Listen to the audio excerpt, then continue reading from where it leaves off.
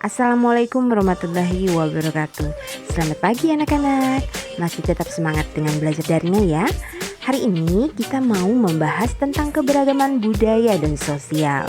Muatan pembelajaran PPKN tema 3 subtema 1 kelas 5. Baiklah, kalian simak ya video pembelajarannya. Untuk yang pertama akan kita bahas adalah tentang keberagaman budaya di Indonesia. Sebelum kalian tahu tentang keberagaman budaya daerah, kalian harus tahu apa pengertian dari budaya. Budaya adalah segala sesuatu yang dihasilkan oleh akal, rasa, dan karsa manusia. Lalu apa saja ya keberagaman budaya daerah? Keberagaman itu artinya macam-macam ya nak. Keberagaman budaya daerah itu meliputi upacara adat, alat musik tradisional, baju adat, rumah adat, tari daerah, dan lagu daerah. Wah, cukup banyak ya. Baiklah, kita akan bahas satu persatu ya. Untuk upacara adat, contoh yang pertama adalah Rambu Solo. Rambu Solo itu adalah upacara pemakaman yang dilakukan oleh suku Toraja dari Sulawesi Selatan. Kemudian ada upacara Ngaben. Upacara Ngaben merupakan upacara pembakaran mayat yang dilakukan oleh penduduk yang tinggal di Pulau Bali. Contoh yang ketiga adalah sekaten yang dilakukan oleh penduduk daerah istimewa Yogyakarta dan Solo. Nah, upacara sekaten merupakan upacara untuk memperingati Maulid Nabi. Lalu upacara tabi dari Sumatera Barat. Upacara tabi ini dilakukan oleh masyarakat Sumatera Barat untuk memperingati wafatnya cucu Nabi Muhammad yaitu Husain bin Ali. Lalu upacara Tedak Siten yang dilakukan oleh masyarakat di daerah istimewa Yogyakarta. Upacara Tedak Siten ini merupakan upacara di mana bayi pertama kali menginjakkan tanah. Contoh upacara adat lainnya adalah Kasodo. Upacara Kasodo ini dilakukan oleh suku Tengger yang hidup di lereng Gunung Bromo, Jawa Timur. Upacara Kasodo merupakan upacara meminta ampunan dan rasa syukur kepada Tuhan. Selanjutnya upacara Pasola yang dilakukan di Sumba, Nusa Tenggara Timur. Upacara Pasola ini merupakan tradisi perang adat. Contoh selanjutnya adalah Serentaun yang dilakukan oleh suku Sunda Jawa Barat. Upacara ini merupakan rasa syukur atas panen yang melimpah. Selanjutnya, keberagaman alat musik daerah.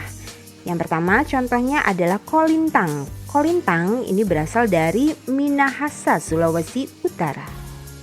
Ada sasando dari Nusa Tenggara Timur, angklung dari Jawa Barat, tifa Papua dan Maluku, dan saluang dari Sumatera Barat. Ini hanya beberapa contoh ya, masih banyak contoh alat musik tradisional dari daerah lain. Selanjutnya adalah keberagaman rumah adat. Yang pertama adalah tongkonan yang berasal dari Toraja, Sulawesi Selatan. Ada rumah honai dari Papua, rumah gadang dari Sumatera Barat, rumah kebaya yang merupakan rumah adat dari Betawi, Jakarta, dan rumah Nuwo Sesat. Nah, yang ini pasti sudah pada tahu ya berasal dari mana. Nuwo Sesat itu merupakan rumah adat dari Lampung. Keberagaman selanjutnya adalah keberagaman tari tradisional. Apa saja ya contoh-contohnya? Ada tari gantar dari Kalimantan Timur. Nah, tari gantar ini merupakan tari yang menceritakan orang yang sedang menanam padi. Tari Kancet Tapatai dari Kalimantan Timur. Nah, tari ini menggambarkan suasana perang. Lalu ada contoh tari reog yang berasal dari Ponorogo, Jawa Timur. Tari Kuda Lumping dari Jawa Tengah. Tari Jaipong dari Jawa Barat. Kemudian tari Klono Topeng yang berasal dari Cirebon, Jawa Barat. Serampang 12 dari Sumatera Utara. Tari Merak yang berasal dari Jawa Barat. Basa Kembang dari Kalimantan Selatan, tari payung dari Sumatera Barat, dan masih banyak lagi contoh tari tradisional lainnya. Sebagai warga Indonesia, kita wajib untuk melestarikan keberagaman tari tradisional dari daerah.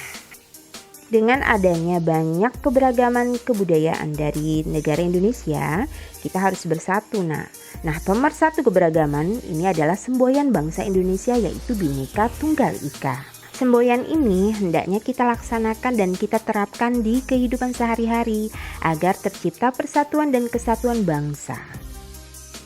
Budaya-budaya yang berasal dari masing-masing daerah Kalau kita satukan, ini akan membentuk kebudayaan nasional. Maka dapat dikatakan kebudayaan nasional berakar dari budaya-budaya daerah. Kebudayaan nasional ini memiliki banyak manfaatnya. Apa saja ya? Yang pertama, menjadi modal kekayaan bangsa. Bisa dikatakan semakin banyak budaya dari suatu bangsa, maka bangsa tersebut semakin kaya. Yang kedua adalah alat pemersatu bangsa. Meski masing-masing daerah memiliki kebudayaan yang berbeda, tetapi tetap bersatu. Maka bisa dikatakan kebudayaan daerah ini alat pemersatu bangsa. Kemudian yang ketiga adalah menjadi jati diri dan ciri khas bangsa Indonesia. Yang keempat adalah modal promosi pariwisata. Yang kelima, menambah pendapatan devisa negara. Dan manfaat yang keenam sebagai sumber pengetahuan dunia. Dengan banyaknya manfaat dari keberagaman budaya dari negara Indonesia, tentunya sebagai warga negara Indonesia kita harus bertanggung jawab dalam melestarikan kebudayaan daerah. Bagaimana cara melestarikan kebudayaan atau kesenian daerah? Yang pertama, mengadakan festival kesenian secara berkala. Berkala maksudnya memiliki jangka waktu tertentu, bisa seminggu sekali, sebulan sekali, setahun sekali, dan seterusnya. Yang kedua, mempromosikan kesenian daerah melalui berbagai media. Bisa melalui media elektronik ataupun media sosial. Lalu cara yang ketiga adalah dengan berlatih kesenian daerah. Dan cara yang keempat adalah mendokumentasikan pertunjukan kesenian daerah, baik dengan foto maupun video. Nah, setelah tadi kita belajar tentang keberagaman budaya, selanjutnya yang akan kita pelajari adalah tentang keberagaman sosial. Faktor penyebab keberagaman yang pertama adalah kondisi geografis berupa kepulauan. Indonesia merupakan negara kepulauan. Nah, negara kita ini terdiri dari pulau besar dan banyak pulau kecil.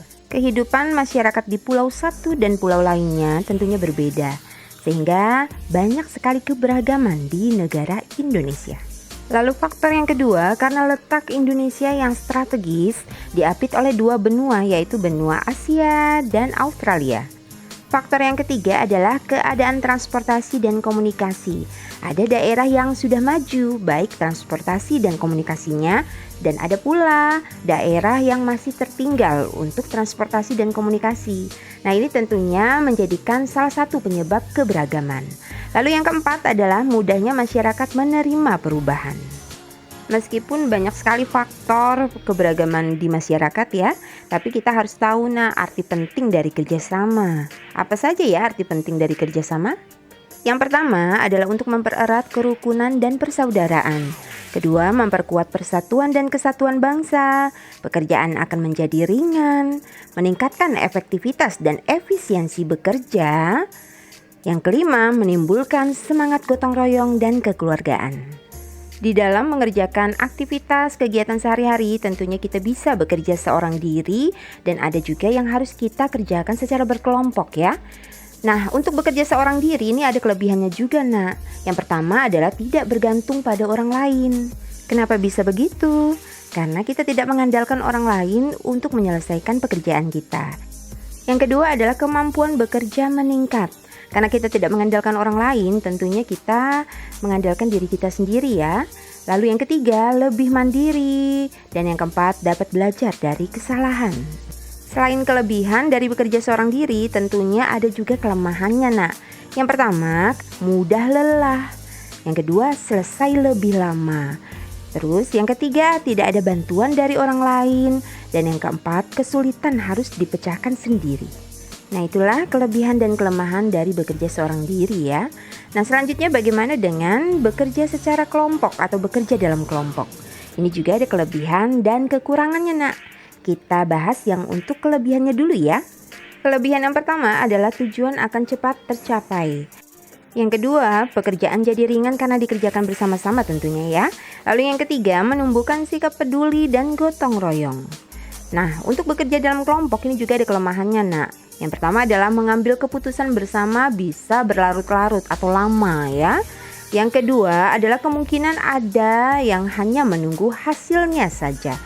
Nah, itulah kelebihan dan kelemahan bekerja dalam kelompok. Bagaimana anak-anak? Sudah paham ya? Untuk PPKN, bisa Pak akhiri. Wassalamualaikum warahmatullahi wabarakatuh.